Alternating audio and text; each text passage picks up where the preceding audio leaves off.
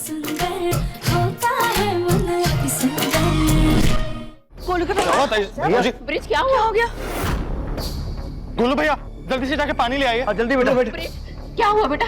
मेरी सांस फूल रही है और मुझे घबराहट हो रही है। शायद मैं पीपी की दवा लेना भूल गया। कुछ नहीं होगा ताऊ जी, कुछ नहीं। आपकी तबीयत तो बहुत ज्यादा बिगड़ रही है गोलू के पापा। भाभी इन्हें बैठाइए, मैं डॉक्टर को कॉल करता हूँ। डॉक्टर को बुलाने की जरूरत नहीं है, मेरी बीपी की दवा ऊपर रूम में। चलिए। दवाई कमरे में नहीं है, वो तो संदूक में कपड़ों के बीच में है। कली सीढ़ी के नीचे झाड़ के पीछे वो टूल बॉक्स रखा है, तुम जल्दी से लेकर आओ, ताला उसी से टूटेगा, जल्दी जाओ।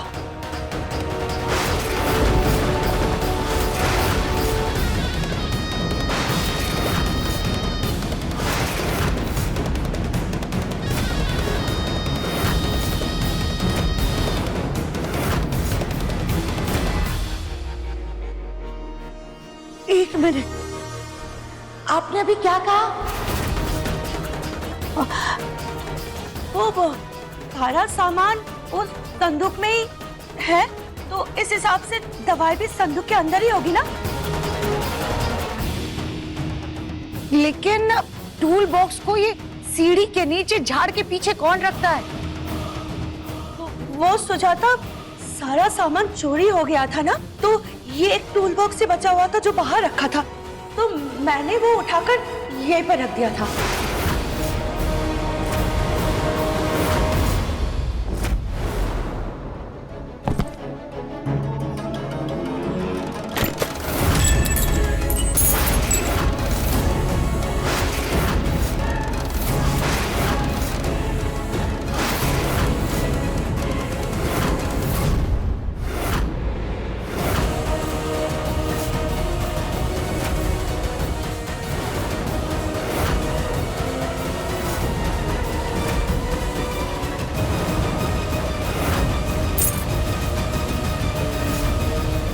ये चाबी तो ऐसे ही किसी पुराने ताले की लग रही है ना।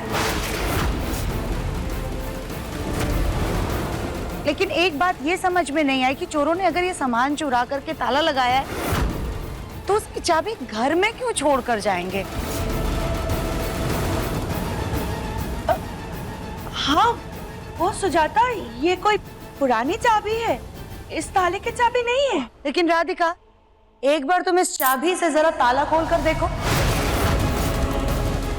हाँ जी।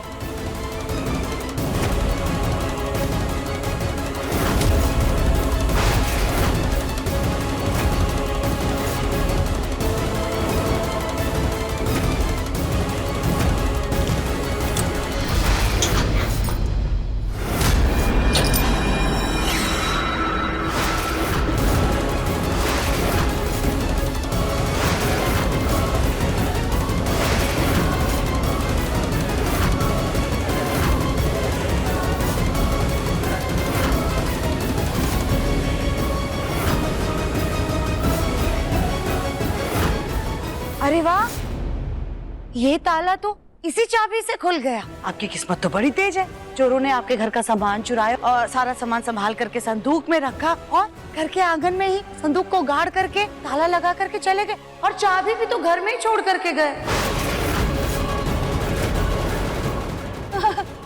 क्या बताओ सुजाता, 9 से क्या चोर था, बहुत बेवकूफ चोर था।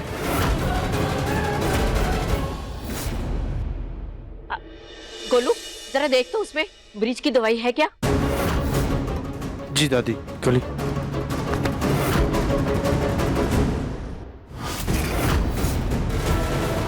ये लो पैसे। अब मैं जो काम दे रही हूँ वो बिना कोई गड़बड़ किए पूरे सावधानी से करना।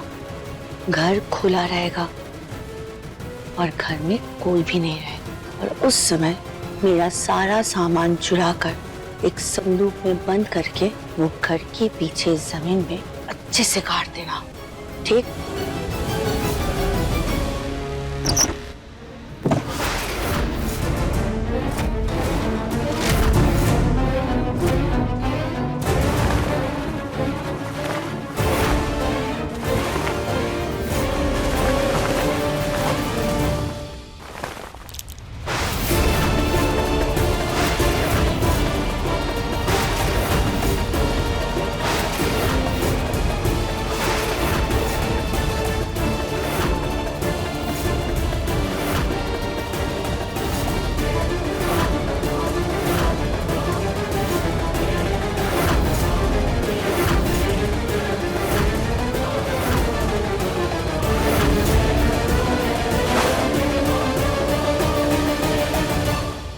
कविता, पहली बात तो चोर दवाइयाँ चुराते नहीं हैं। अगर चुराई भी होती तो इधर कहीं फेंक जाते। पहले तुम ये बताओ कि तुम्हें कैसे पता कि संदूक के अंदर और कपड़ों के बीचों बीच दवाई है?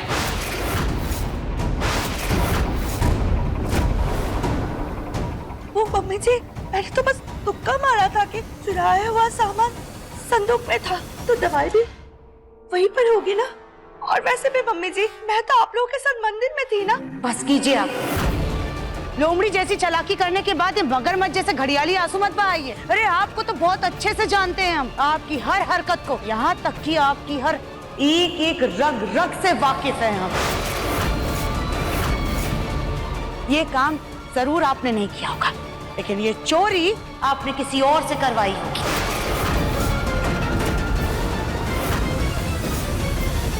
इतने सारे इत्तेफाक यूं ही नहीं हो सकते। जायदाद में से हमारी मेहनत का हिस्सा छीनने के बाद भी आपको सुकून नहीं मिला, जो अब ये प्रतियोगिता के जीती हुई रकम के पूरा हिस्सा हड़पना चाहती थी आप। छी, लानत है आप पर। आजी, बड़ी दया आ रही थी ना आपको इन पर? मक्कारों से भी गई बीती हैं आप। परिवार और रिश्ते के नाम पर कलंक है आप।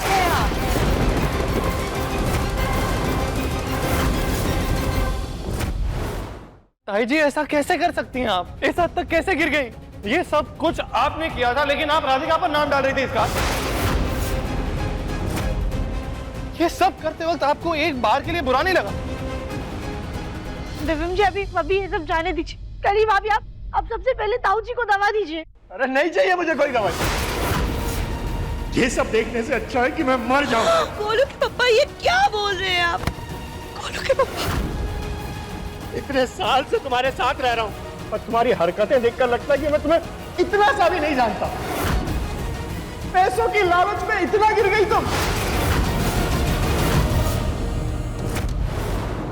क्या नहीं किया मेरे भाई ने तुम्हारे लिए? मेरी माँ ने तुम्हारी एक आवाज पर घर के बीच में लकीर खींच दी। अरे तुम्हें जो चाहिए था वो मिल गया ना, उसके बावजूद भी तुमने खुद के घर का सामान चोरी करवाया।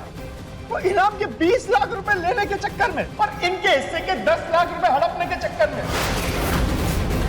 तो राधिका बेटा, तुम इस घर को एक करने चली थी जहां ये ऐसे लोग रहते हैं जिनका लालच, घमंड और चालाकियां किसी भी रिश्ते से बढ़कर है। और इतना नीचे कैसे गिर सकती हो तुम? पापा शांत हो जाइए। मैंने मोहब्बत में झूठ बोलने की भी एक हद होती है और आप अब अपनी गलती पे पर्दा डाल रही हैं।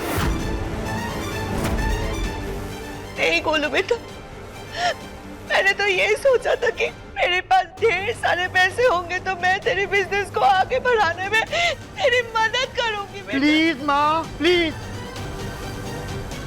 अरे चाची के शब्दों में भी इतना निकम्मा और नाकारा महसूस नहीं करता जितना कि आप महसूस करवाती हैं।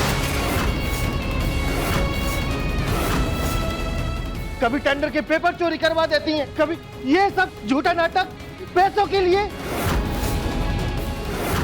इतना निकम्मा लगता हूं मैं आपको, जो आप मेरी मदद करने के लिए ये धोखाधड़ी कर रही हैं। नहीं गोलू, नहीं बेटा। मैं आपके हाथ जोड़ता हूं माँ, मेरा भला सोचना बंद कीजिए।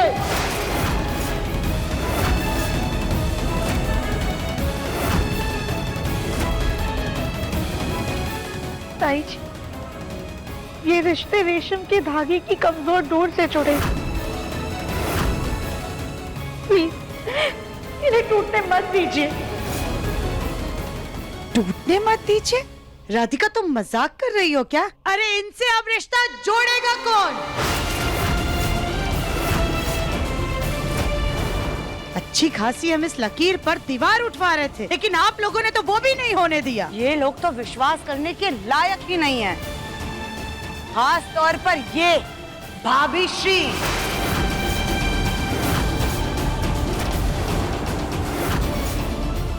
माँ जी, आपको बड़ी दया आ रही थी ना इन पर? हम तब भी आप लोगों से कह रहे थे, लेकिन कोई हमारी बात नहीं मान रहा था। अब क्या हुआ माँ जी, अब क्यों चुप खड़ी हैं? अब आप इनसे कुछ कहेंगी नहीं? बोलूंगी, जरूर बोलूंगी। कविता, तुम्हारे साथ नाइंसाफी ना हो इसलिए मैंने घर के बीचों बीच लकीर खिंचवा दी। अपनी प्रॉपर्टी में, अपने बिजनेस में से तुम लोगों को आधा हिस्सा दे दिया। वो कहते हैं ना, इंसान के लालच का प्याला कभी नहीं भरता, उसकी कोई सीमा नहीं होती। वैसी हो तुम।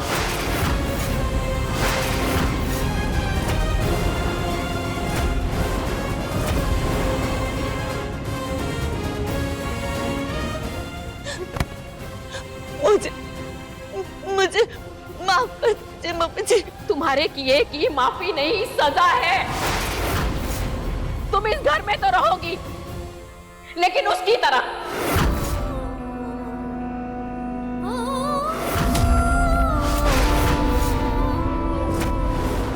घर में तुम्हारी मौजूदगी रहेगी, लेकिन कोई तुमसे बात नहीं करेगा, कोई तुमसे पूछेगा नहीं।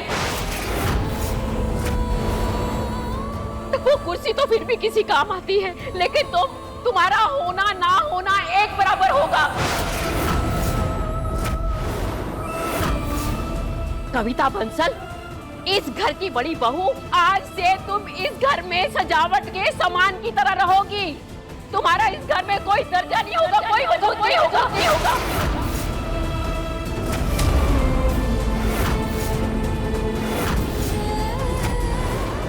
समाज में हमारी इज्जत बनी रहे, इसलिए मैं तुम्हें इस घर में रहने की इजाजत दे रही हूँ। इससे ज्यादा मुझसे कोई उम्मीद भी मत करना।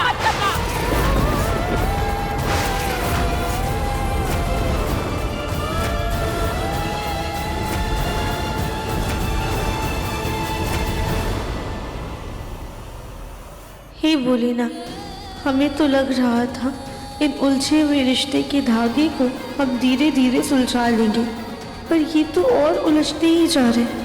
भोलेनाथ, क्या ये घर कभी फिर से एक हो पाएगा? क्या करें?